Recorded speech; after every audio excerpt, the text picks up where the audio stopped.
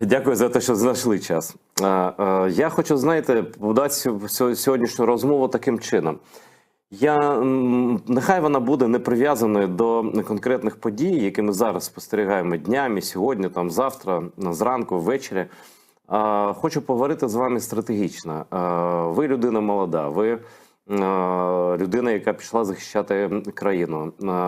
Ви людина, яка, напевно, має чітке уявлення про те, якою має бути Україна вашої мрії, мрії ваших ровесників і однодумців. Бо я переконаний, що Україна, яка буде, вона буде такою, як ви це хочете. Не як я, не як там люди пасивні, якісь там, яким байдуже, чи вони нічого там не роблять. А саме такі люди, як ви, визначатимуть майбутнє країни. Тому найцікавіше про це саме з вами. Почніть з чогось, що вважаєте головним в тому, якою має стати Україна у майбутньому. Це дуже широке, багатоаспектне питання, і головною нашою проблемою є зараз за те, що наші прекрасні солдати, воїни б'ються насправді за ту Україну, яка наразі не існує. Ми всі б'ємося за Україну нашої мрії. Україну вільну від олігархату, Україну з нормальною прозорою системою влади, виборів, адекватною судовою системою, ну і далі проче. Зараз такої країни у нас немає. Чи буде вона побудована? Дуже велике питання, тому що, знову ж таки, ми живемо в країні, де обирають лише тих, кого показують по телебаченню. По телебаченню показують лише тих, хто знаходиться в певному консенсусі з елітами, кому належать ці телеканали. Тому подивимося правді в очі.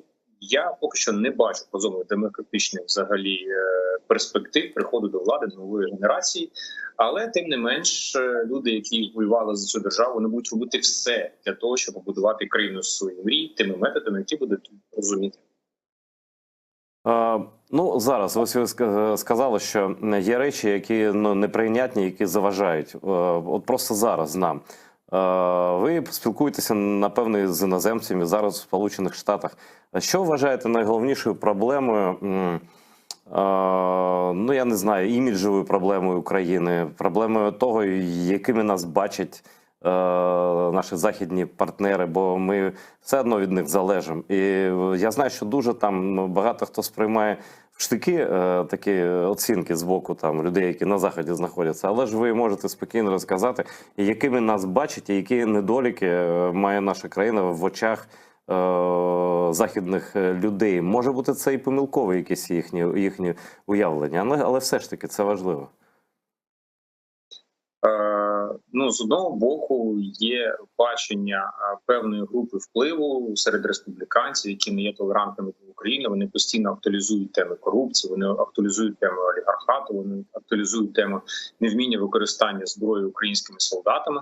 У той же час, там, де я буваю, в принципі, можливо, з не дуже доброю англійською, але намагаюся пояснити, що в них також є корупція, в них також є олігархи, один з яких зараз збирається знову бути президентом. А зброю ми можемо використовувати, але давайте поговоримо про якість цієї зброї, яку ви надаєте. І ви знаєте, це дуже велике питання, чому, в принципі, я це маю здійснювати без жодної підтримки наших державницьких інституцій. У нас є там ціле посольство, ціле МЗС, але за великим рахунком я не бачу, щоб українців, які знаходяться тут на лікуванні, а нас дуже немало, залучали до процесів адвокації. Тобто цим займаються, можливо, люди, які більш професійні, але які мало сприймаються американським істеблішментом.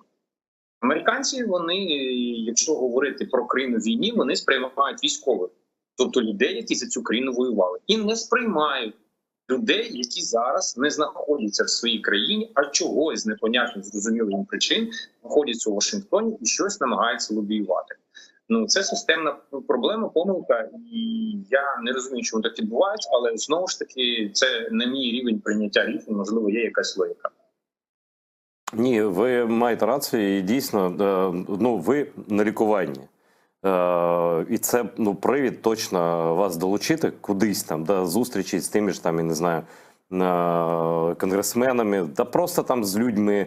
Зараз передвиборча кампанія, ви можете щось там, ну, не брати участь в передвиборчій кампанії, але пояснювати про Україну точно можете. А щодо Трампа, ось насправді якраз ви є експертом, який не видаляє дописи, тому мені ваша думка цікава. Що про Трампа ви думаєте і про його напрям політики? Стосовно України, звісно. Він популістично-ізоляціоністський, і нам не треба чекати нічого доброго. Тобто, тому що зараз зараз має стояти питання у збільшенні військово-політичної допомоги США, чого при Трампі не відбудеться. А підтримка на цьому рівні, який буде здійснений цього року, ну це нас абсолютно не врятує. Тобто, виходячи з цієї великого ворогу внутрішніх проблем, тобто на що спираються частина республіканців у своїх риториці. Да? Тобто, у вас багато внутрішніх проблем, розберіться спочатку зі своїми проблемами, потім там кажіть, де ми можемо допомогти. У той же час, як треба їм пояснювати просту істину. Ви або допомагаєте Україні, так, або завтра ви в своєму Кентукі будете ховати американських солдат. Ну, тому що росіяни не зупиняться, і коли вони попруть на Прибалтику, це стане вашою проблемою. На жаль, я не бачив у публічній дискусії якоїсь такої агресивної позиції посольства, але знову ж таки, я не дипломат, я не знаю, як формувати зовнішній порядок денний і, можливо, не розумію всіх течій. Але, відповідаючи на ваше питання, перемога Трампа не сулить Україні абсолютно нічого доброго. Це буде в найкращому випадку підтримка на тому рівні, який є зараз, а в найгіршому буде з того чи іншого з приводу скорочення. Тобто, він відправить ці гроші там на будування своєї ефемерної стіни, над якою тут, в принципі, в Америці теж сміються, як ми свого часу сміялися над стіною Яценюка, тут, в принципі, теж є такий мем «Стіна Трампа». Але, знову ж таки, будуть будувати третій, четвертий вал там, де він не потрібний, замість того, щоб дати гроші Україні. І він принесе нестабільність і невизначеність в самому безпековому секторі в самій Європі. А коли Європа відчує, що за ними не стоїть Америка, не зрозуміло, хто куди побіжить. Микола, я тут спілкувався з кількома представниками різних країн, там натівських, європейських. І вони кажуть, відверто, коли розмова відверта, там без запису, без нічого, що ця теза про те, що Україна воює за Європу, вона вже не працює. Про Америку це окрема тема, вони взагалі за океанами, вони взагалі завжди долучаються до війн європейських там на фінальному етапі якомусь, да, до світових. Але мені казали так, що, слухайте, ми Росію не боїмося. У нас є зброя, у нас є військовий союз діючий. І в разі чого, в принципі, ми там з Росією впораємося. І це в першу чергу ваша проблема, українці, ваша війна з Росією. І треба міняти риторику з тієї, що ми за вас воюємо, на якусь інакшу. Бо він каже, що це вже почало дратувати. Тобто постійно наш президент каже, ми за вас воюємо, за вас воюємо. А вони це так не сприймають. Я стратегічно розумію, що ми за них воюємо, але ось просто так, станом на зараз, пояснити їм це доволі важко, бо вони відчувають себе за стіною. Не за стіною Трампа, а за стіною там НАТО. Ось як це пояснюєте? І наскільки це взагалі реально доводити західним людям, що це їхня війна теж, просто вона зараз в такій стадії?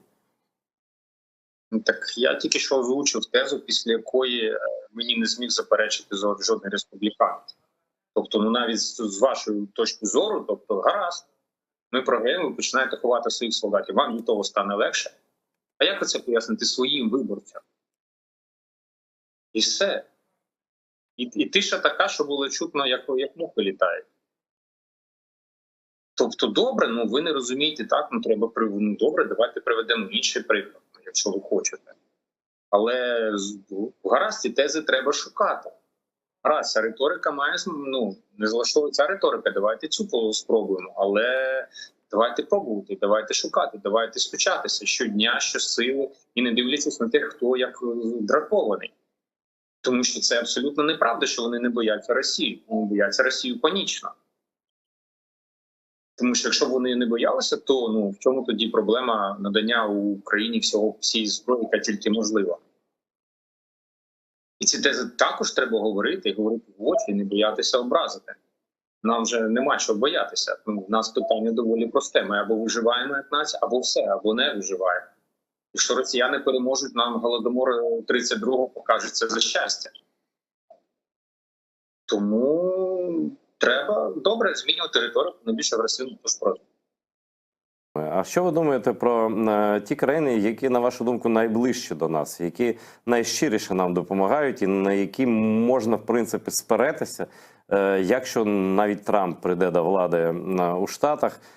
Хто нас не кине і чому, на вашу думку? Ну, знову ж таки, нас не кине Прибалтика, тому що вони Росію ненавидять більше, ніж ми. Тобто вони також виховані концтаборами. І Велика Британія. Тобто це такі два потужні регіони, які будуть за нас триматися. Польща, погоджуюся, але в них занадто багато зараз внутрішніх проблем і розбірок, щоб вони концентрувалися на якихось зовнішніх чинниках. Але я думаю, що Білорусь все-таки змусить їх актуалізувати питання зовнішнього порядку денного і підтримувати Україну, тому що всі знову ж таки, вони прекрасно знають, що таке риторика та що таке реальні дії. Тобто риторично вони можуть там захищати, не захищати своїх фермерів і т.д. і т.п. Але коли вони побачать реальну загрозу своїм кордоном, а Білорусія створить ці реальні загрози, от тоді вони з інстинкту самозбереження, які все-таки є базової людини, почнуть більше нам допомагати. На жаль, на превеликий жаль, підтримка Польщі залежить від збільшення загрози з боку Білорусі. Але я вірю в білорусів, тобто вони зі своєю і російською неадекватністю створюють цю ситуацію. Іноді взагалі здається, Микола, що головним рушієм взагалі підтримки України є, як це не дивно прозвучить, Путін. Тобто вони так допомагають дозовано, а тут Путін щось робить, і вони вже не можуть не збільшити підтримку. І це все так відбувається. Тобто я іноді навіть кажу, що єдиний союзник такий надійний в боротьбі з Путіним, з Росією, це і є сам Путін. Тобто він створює ситуацію, коли миритися з ним, просто ніхто не знає як. І попри цю риторику про там прагнення миру, всі бачать, що мовою війни він каже абсолютно різні інші речі. Це нормальна ситуація. Зрозуміти правильно. Стимулювання зросту зарплати правоохоронцям стимулює ж не суспільство, а стимулює маньяк, який готовий вбивати членів цього суспільства. Тому що, знову ж таки, інститут самозбереження, він базовий. Тому, виходячи з цієї логіки, звісно, Путін – це саме той маньяк, який допомагає всій Європі збільшувати видатки на оборону, тому що всі прекрасно розуміють, що, підкреслюю, всі, навіть США, в непублічній риториці, всі прекрасно розуміють, що Росія не зупиниться.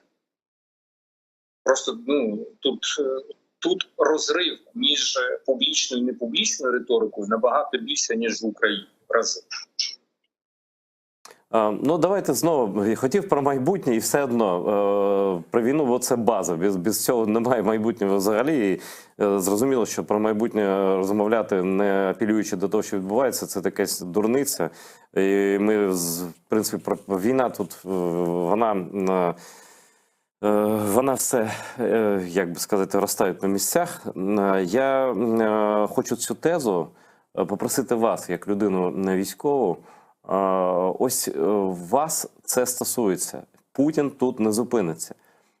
Дехто на Заході над цим сміється.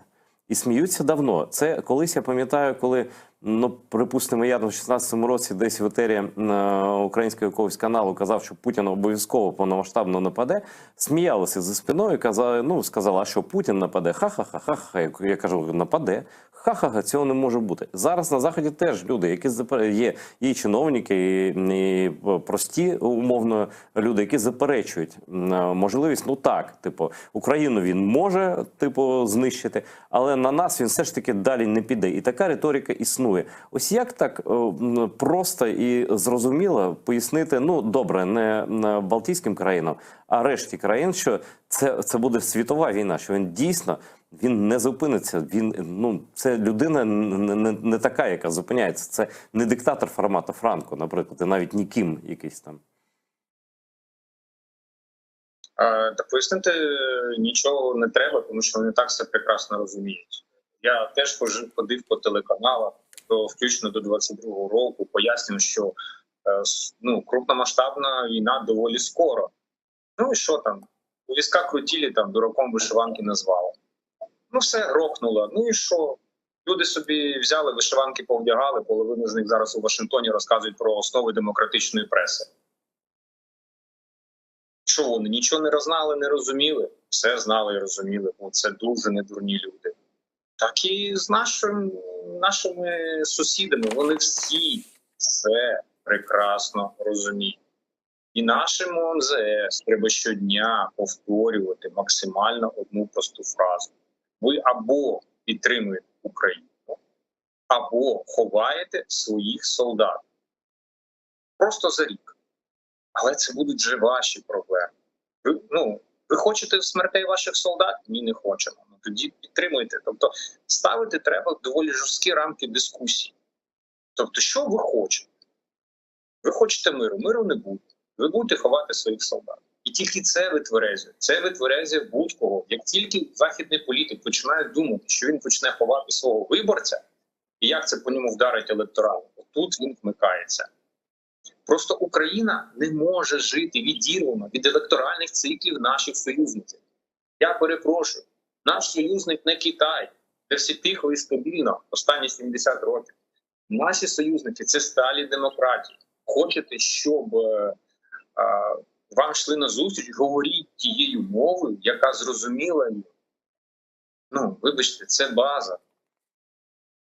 Можливо, так і відбувається, просто поки що мало ефективно. А можливо, дуже сильно ефективно, не знаю.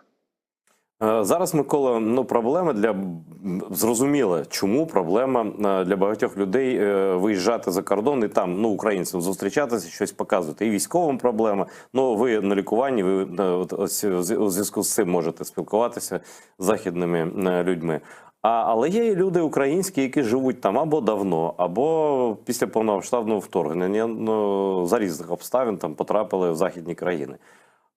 І є дуже суперечлива думка щодо їхньої ролі. Хтось каже, що вони там волонтерять, вони демонстрації влаштовують, мітинги, петиції там пишуть у парламент, там намагаються якось там підтримати проукраїнські сили в усіх західних країнах. Але є інша думка. Наприклад, я чув від людей в Європі, що, на жаль, наші біженці в Європі часто створюють про Україну хибне уявлення. І краще б вони мовчали, ніж робили те, що вони роблять, і казали те, що вони кажуть. А ось ви спостерігали за цими людьми? Вони наскільки дійсно на користь Україні там живуть і працюють? Знову ж таки, не можна цю діаспору якось... Вона дуже розношорстна, в залежності від того, хто коли прибув в Україну перебування. Є діаспора першої хвилі, це 1917, другої 1945, третьої 90, і потім четвертої, це 2000, і от уже п'ятої, тобто після Великого вторгнення. Ті, хто прибув після Великого вторгнення, у більшості своїй настільки на дупі сидять рівно, що в принципі їх доволі складно відрізнити від корінного американця, німця. Тобто, є дуже активні, в основному жінки, які дійсно займаються лобіюванням інтересів України, дійсно щось роблять. Але основний тягар цієї промоції, наприклад, США, лягає все-таки на плечі діаспори другої, третіх, можливо, четвертих хвиль. Наприклад, у Вашингтоні вони створили цілий кокус з сенаторів і конгресменів підтримки України, куди входять і демократи, і республіканці, збираються їх там щомісяця і тиснуть. І це доволі сильна, потужна лобійська організація. В той же час наші діаспори не є радикальними, тобто, скажімо так, до того рівня, до якого ми доходили з кримськими татарами в 16-му році, коли закидали свинячими головами російське посольство, тут ніхто ніколи не дійде, тому що це для них просто радикалізм шаленого рівня. Хоча для мене актуалізація певних питань, хто такі є росіяни, якраз на землі Вашингтонщини, це було б доволі непогано, але скажімо так, я не знаю, що здійснюють цю акцію, що вони ні візи не повернуть до операції в Україні. Тому до вересня я стримуюсь. Микола, хочу ще вашу оцінку почути намаганням деяких людей, у тому числі українського походження і неукраїнського походження, довести, що Трамп щирий прихильник України і наш друг. І зараз просто вони майже хором співають такі, ну я не знаю, брехливі куплети. Я їм не вірю, але люди деякі в Україні вірять. Навіщо вони це роблять? І чи ви бачите тут якусь систему промоції цього, ну, цієї ідеї, що Трамп такий приховано український? Просто логікою це пояснити не можна. Але є багато людей, які кажуть, що ні, ви нічого не розумієте. Ось ми чули там того, і вони кажуть, що Трамп проукраїнський. Я не знаю, що сказати. Ну, проблема цих людей, що вони теж нічого не розуміють або відверто брешуть. Я як би вибачаюсь, але мені здається, вся суть виборів в будь-якій країні – це не брехати настільки, щоб тебе обрали. Я перепрошую, це називається сталі демократичні традиції. Тому я б не довіряв цим людям, тому що мені здається, вони або є заангажованими, або елементарно там, якимось чином зацікавлені в перемозі цього кандидата. А чи вам не здається, Павле, що деякі люди підштовхують або так підсвідомо поки що пропонують розраховувати на те, що десь там за півроку, за рік нам вдасться якимось чином домовитися з росіянами про припинення війни, і всі будуть щасливі. І ми прокинемося знову в мирі. Ну, щоправда, вже сотень тисяч людей не буде з нами, але ми прокинемося в мирі, в тиші. Трамп каже, що він навіть, якщо в разі перемоги, навіть не чекатиме там до інаугурації, як вже обраний президент, порішає, ну якось порішає з Зеленським. І він каже, це воюють Зеленський з Путіним.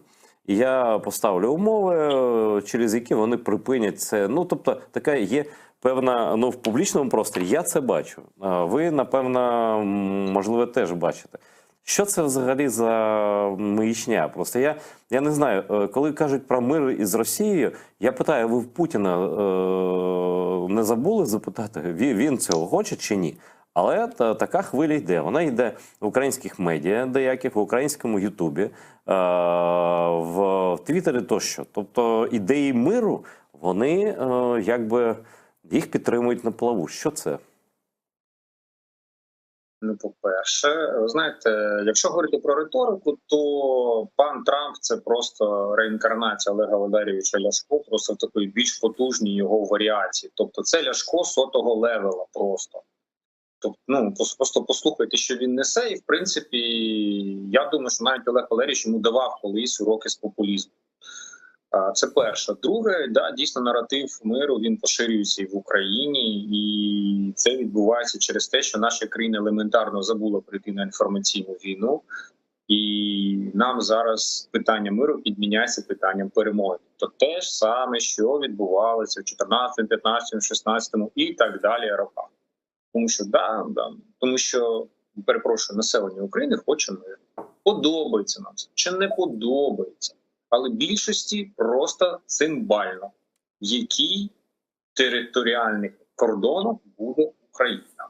Вони хочуть, щоб їм по голові перестала прилітати ракета. Вони не готові зрозуміти, що якщо ми зараз зупинимося і буде перемир'я, навіть 2 роки по нам нічого не буде прилітати, Росія просто перегрупується і завдасть нового удару, але тепер не зрозуміло, чи вистоїть Україна. Тому що дійсно зараз вони так само виснажені, як і ми. Да, нам складніше, ми менше, у нас проблеми зі зброєю, артилерією, бла-бла-бла-бла-бла-бла.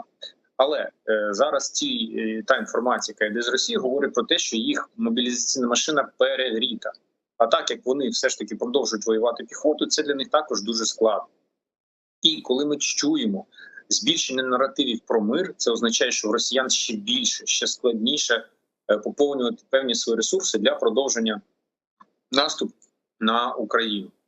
Тому,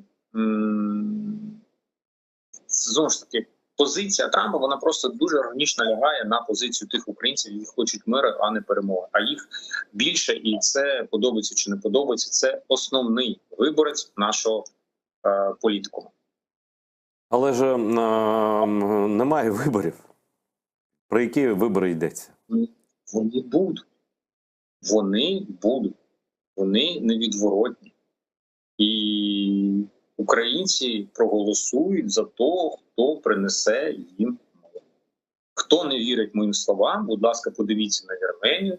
Пан Пашинян програв війну, пан Пашинян бездарно просто здав Нагірний Карабах. Пан Пашинян був переобраний в першому турі з 54%. Тому що його основним виборцем стали жінки, які зупиняли автобуси з мобілізованими вірменськими солдатами під Єреваном. Крапка. Тобто ця російська ІПСО, в якій багато хто бере участь свідомо чи несвідомо з українців, це в тому ж самому аспекті можна розглядати як частину такого, деморалізації, яка зрештою може призвести до таких масових мрій про мир за будь-яку ціну. Звісно, і в цьому їм допомагають доволі багато українських блогерів, доволі багато українців, які в той чи інший спосіб через різні мотиви готові підтримувати ці наративи. Ви розумієте, поки українці не почнуть бити на вулиці людину з майкою хилян, нічого не зміниться. Тому що якщо людина йде з такою майкою, він пропагандує ідеї поразки і при цьому абсолютно цілий, значить, щось не так в українському суспільстві. А що, на вашу думку, що головне не так з нами зараз? Відсутність жаги до боротьби і одвічне туга та стиглення українського народу. Я перепрошую, але це правда.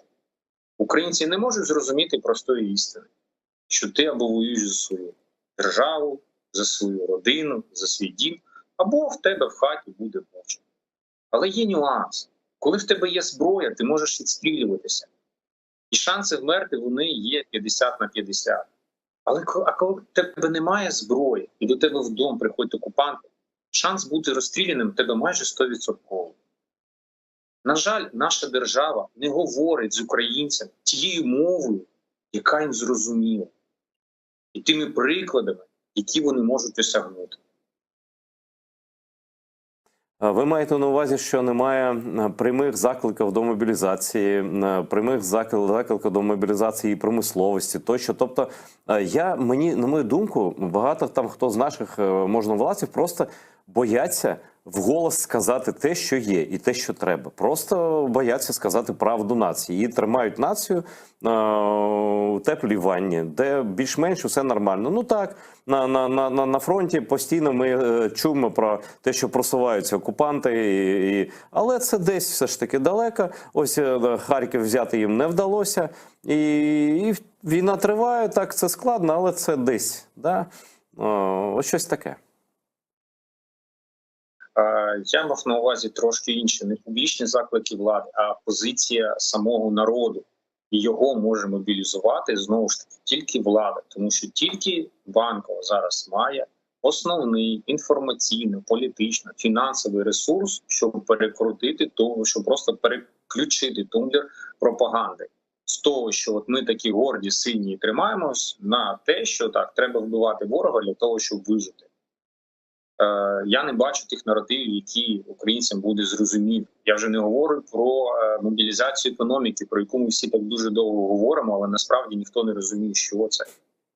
А мобілізація економіки – це елементарний перерозподіл обмеженого ресурсу на стратегічно важливі цілі.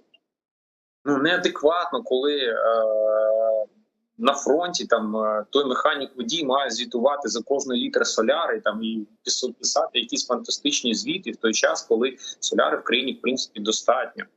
Я можу так дуже довго розповідати ці речі, але відсутність мобілізації економіки, відсутність, скажімо так, внятної позиції держави щодо мобілізації Тому що зараз так мобілізовуватися треба, але оце там навантаження на ТЦК, тобто вони там далі будуть розбиратися.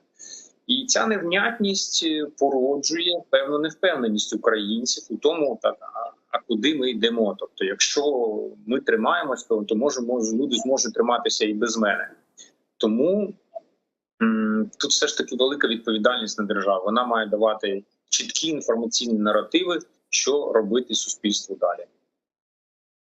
Я тут, ну, може, це і головне питання, моральне ставлення до ухилянтів, до людей, які ведуть, ну, антиукраїнський спосіб життя, скажімо так. Може, вони і не багато про це кажуть, але вони ось репостять там, поширюють ці нещасні чоловіки, які хапають, бусікують там.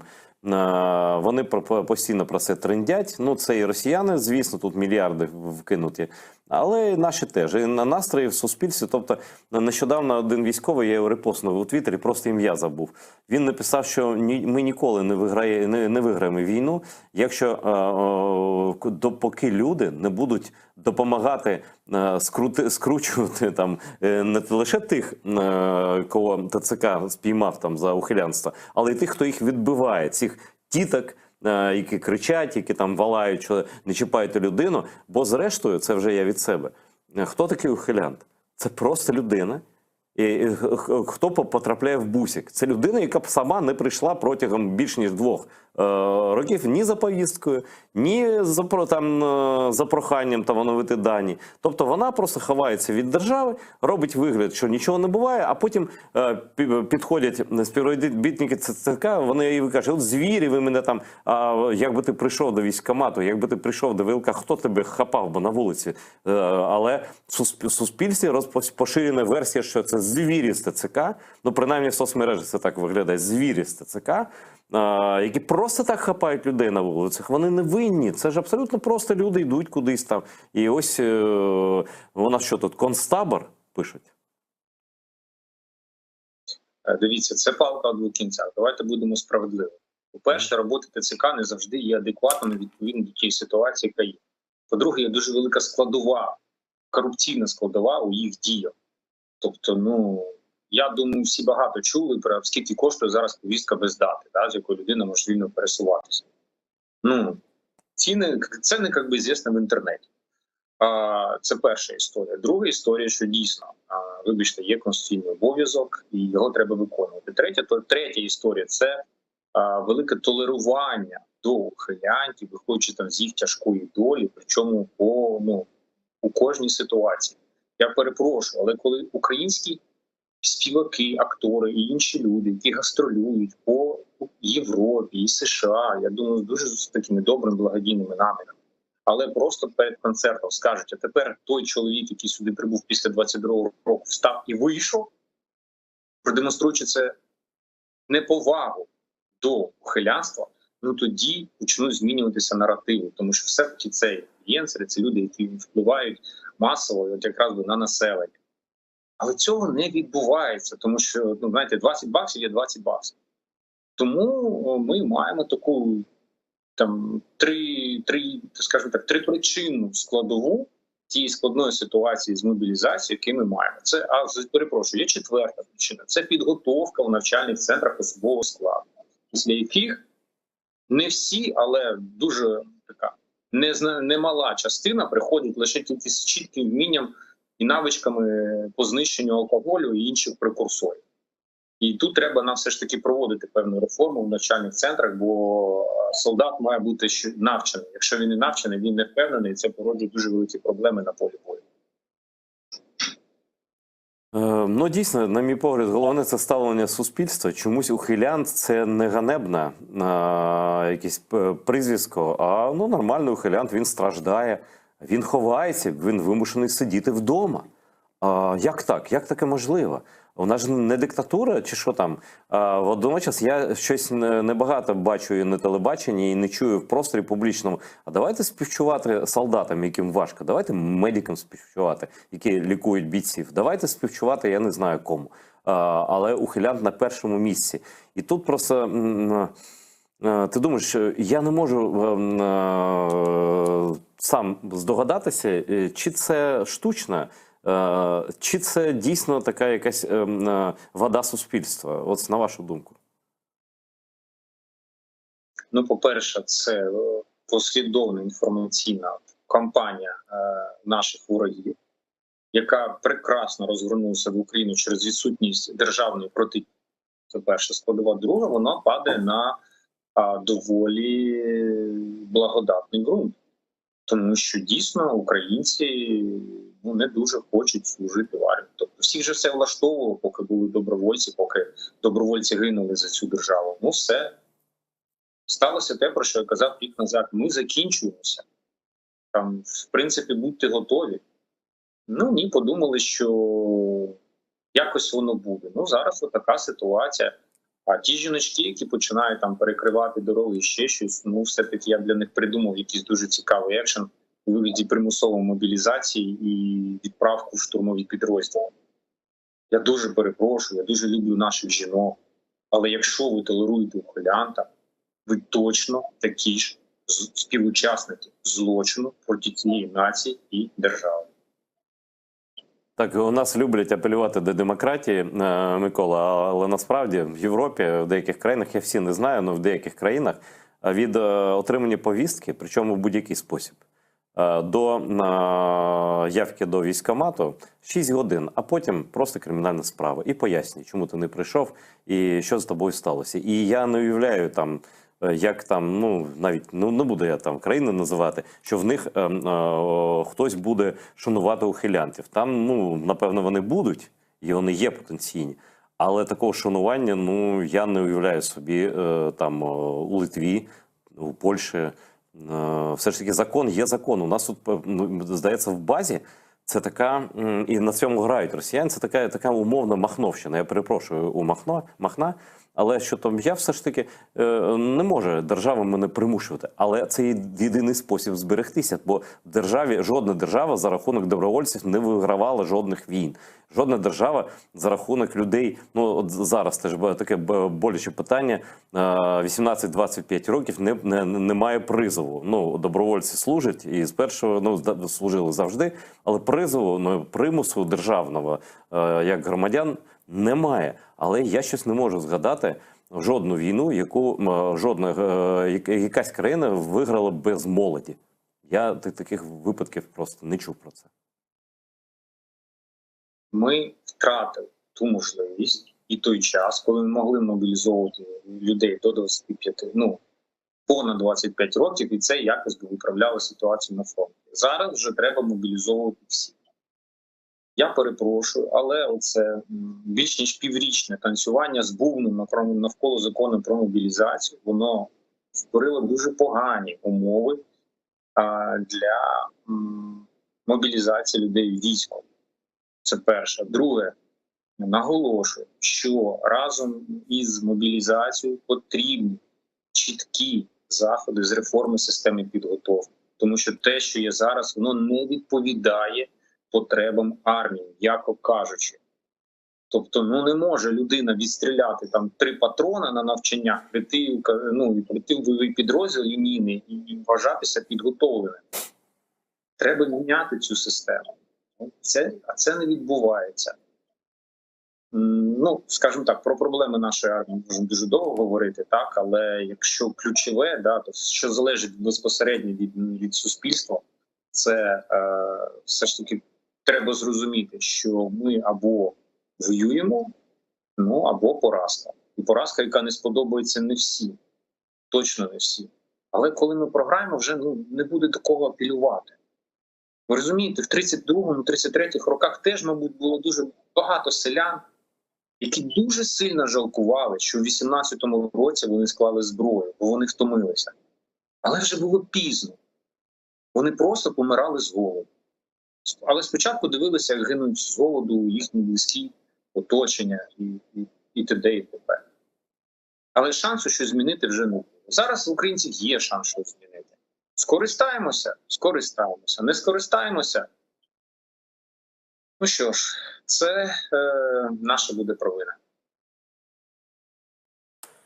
Ой, ви знаєте, Микола, я як представник покоління там 50+, я відчуваю перед вами свою провину і перед всіма, хто молодший, ну, перед поколіннями там дітей, потенційних там онуків, у когось вже є, у мене немає, але ми вам привезли цю війну. Це наше покоління пострадянських людей. Ну, кожен свої там помилки робив, а хтось і злочин робив, але в цілому ми винні. І я дуже хотів би від вас, як молодої людини, почути ваше бачення, як це виправляти нам. І про Україну майбутнього, і про все решта, що там ми можемо фантазувати. Але бесіда склалась таким чином, що єдине, про яке майбутнє ми можемо зараз говорити так серйозно з вами, це майбутнє армії, а майбутнє спротиву. Ось давайте спробуємо спрогнозувати майбутнє спротиву, що нам треба змінювати, враховуючи і західних партнерів, там, і ситуацію міжнародну, на чому акцентувати. Ваш аналітичний експертний центр точно цим займається. Ось недалеке майбутнє, а майбутнє, ну, рік-два. Що нам зробити, щоб не сталося такого сценарію, про який ви розказали? Тільки посилення нашого оборонного комплексу, розвиток ВПК, розвиток власного ВПК, більш технологічне створення, більш технологічних підрозділів на полі бою. Тобто я зараз можу дуже багато перечисляти, те, про що і так дуже багато говорять. Так? Але є базова історія. Перше, це потужна пропаганда серед населення про те, що треба воювати. Друге, це перебудова економіки під військові рейки, тобто перерозподіл всіх ресурсів лише на потреби армії. Третє, внутрішня мобілізація суспільства, тобто ти або воюєш, або допомагаєш армії, або просто ізгой. Просто ізгой. І це має бути увійти у філософію людську. В міжнародному плані, знову ж таки, більш агресивна риторика. Багато хто переживає, що це відгорне наших західних партнерів, але ні, насправді іноді агресивна риторика, вона краще чується. Четверте, це, як я сказав, врахування електоральних циклів демократії, які нас підтримують. Ну і основне – це зміна системи підготовки наших бійців, тому що люди мають приходити в армію більш підготовлені. Тобто нас за великим рахунком чекає просто ізраїлізація нашого суспільства, ізраїлізація нашої армії. Хочу нагадати, що нещодавно в Ізраїлі був прийнятий закон щодо обов'язкової мобілізації навіть ортодоксів. Ну так, звісно, ортодокси вийшли, бо вони були незадоволені, влаштували мітинги. Все закінчилося тим, що приїхала конна поліція, всім влупила і все. І всі спокійно зараз будуть мобілізовані. І це не викликало якихось протестів в ізраїльському суспільстві. Ніхто не розказав про диктатуру, ніхто не сказав про щось, що наближає до Північної Кореї. Тому що суспільство розуміє, що є тільки один вибір – боротьба або смерть. Ті, хто цього не розуміють, це лауреати премії Дарвіна. Скажіть, Микола, в принципі, раніше, до повномасштабного вторгнення, ще можна було б уявляти, чому українці не так розуміють умови свого існування чи не існування, як ізраїльтяни. Але після Бучі, Маріуполя, після всіх слів, після там щоденної пропаганди про те, що українців не має бути, після того, як вже там західні країни визнали, що це геноцидна війна, це не війна про там зміну того, кому ти платиш податки. Це про зміну того ж про твоє життя або не життя, або рабство, або смерть. Так? Тобто, нібито ми мали вже мати таку мораль у суспільстві, як в Ізраїлі, де солдат – це супер круто, де всі за першим дзвінком смс-повідомленням вже вирушають на базу, їм координати приходять. У мене там є родичі, які отримали такі під час загострення конфлікту. І, до речі, там війна може бути хоч завтра, там на півночі ще. І вони знають усе, що робити. Але чомусь, які б різні не були, там ізраїльтяни, вони дійсно різні, абсолютно. І релігійно, і там в усіх інших аспектах. Але там закон є закон. Там, якщо ти закон не виконуєш, ти просто поза суспільством. А у нас чомусь такого не відбулося, попри свіжі приклади. І загинуло людей в нас набагато більше, ніж під час різанини, яку влаштував Хамас. В мене немає відповіді на це питання, тому що я просто виходжу з якоїсь логіки адекватної людини з доволі немаленьким IQ. Що якщо в тебе стріляють, ти маєш стріляти у відповідь і бути у цьому більш вправним.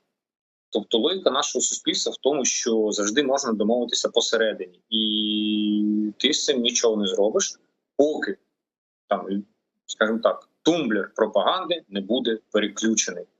Я перепрошую, але я не знаю, скажімо, більш націоналістичних держав, аніж Ізраїль і аніж США. Це націоналістичні держави, які щодня підкреслюють, що вони мають воювати з усіма, хто їм загрожує. І, в принципі, суспільство це розуміє, тому що пропаганда працює, перепрошую, в одних там більше 100 років, в інших починаючи з 47-го року, але щодня і потужно. У нас соплі по тарілці, у нас якийсь одвічний стогін.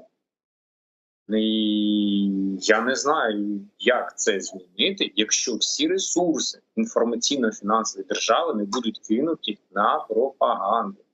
Я перепрошую, може хтось скаже, що це наближає всіх до Північної Кореї, але зараз питання виживання. Той, хто цього не розуміє, знову ж таки, лауреат на премію Дарвіна, «Безумство храбрих поем гімни». Пусть знову пограється в Орлянку, якщо 32-й рік йому нічим не запам'ятався. Такі персонажі медійні, як Арестович, до речі, він в Америці, здається. Такий нормальний, ситий, задоволений, інтерв'ю роздає росіянам. І не росіянам теж. Є певне коло людей в Україні, які його запрошують до етерів. Він просуває свої наративи. І в тому числі ж ніхто не забув, що він був офіційно представником держави на початку повномасштабного вторгнення. І досі, він приватна особа, але досі він сприймається якось не так, як інша приватна, навіть медійна особа. А яку шкоду несуть ці люди, на вашу думку, якщо несуть? Саме в цей час і на найближче майбутнє для українського суспільства?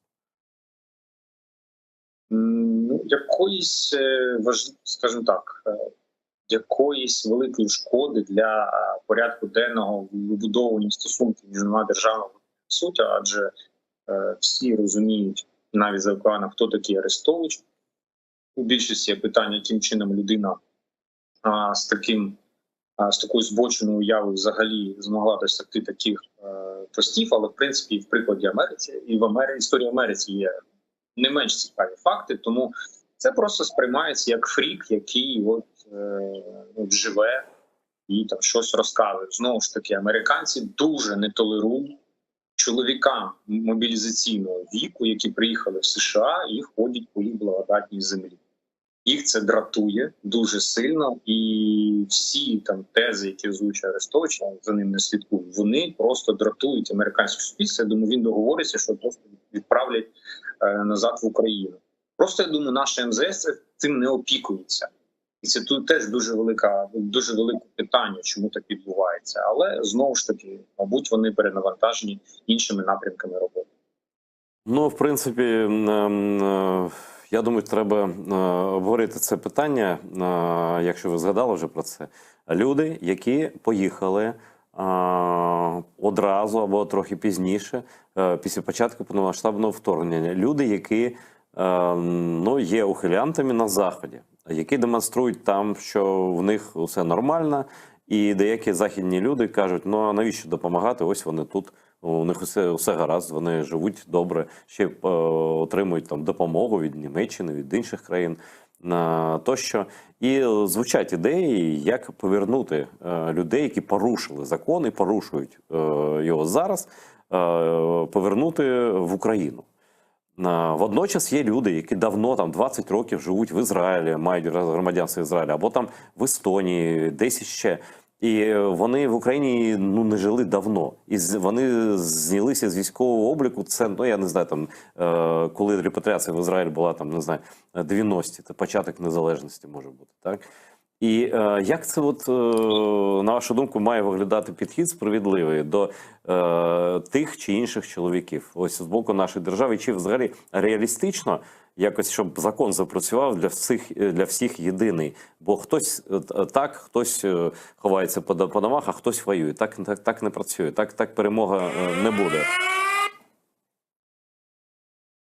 Я перепрошую, люди, які звідси емігрували і отримали громадянство в інших країнах, вони відповідно розірвали там політико-правовий зв'язок з цим суспільством, які є претензії. Тобто людина з тих інших причин зрозуміло, що не зможе реалізуватися в нашій державі. Некомфортний тут. Вона поїхала в іншу державу, стала членом іншого суспільства. Жодних претензій. І я вам скажу більше, такі люди більше допомагають Україні, аніж оця хвиля 22-23 років. Тому що хвиля 22-23 років просто намагається не відсвічувати, щоб їх не депортували. Бо вони є доволі уязвимою категорією. Вони така доволі дешева робоча сила, їх все влаштовує. І в мене претензії якраз до цієї категорії. Тобто чоловіки мобілізаційного віку, які виїхали і зараз з тої чи іншої причини не хочуть повертатися. І я вважаю, що вони не повернуться. Тому що це дешева робоча сила, і вона допомагає економікам країн, де вони знаходяться. І українській державі треба про них, якщо немає правових засобів їх повернути, про них треба просто забути, позбавити виборчого права та й все, хай собі гуляють. Я теж погоджуюся, навряд чи вони повернуться, хоча про робочу силу, там, я не знаю, вони там, є частина таких фрілоудерів, халявників, да, які теж там живуть за рахунок інших держав. Дякую вам, пане Микола, за те, що знайшли час, бажаю вам здоров'я, лікуйтесь успішно, повертайтеся і робіть все, що вважаєте за потрібне. Ви дуже потрібні Україні. Дякую вам.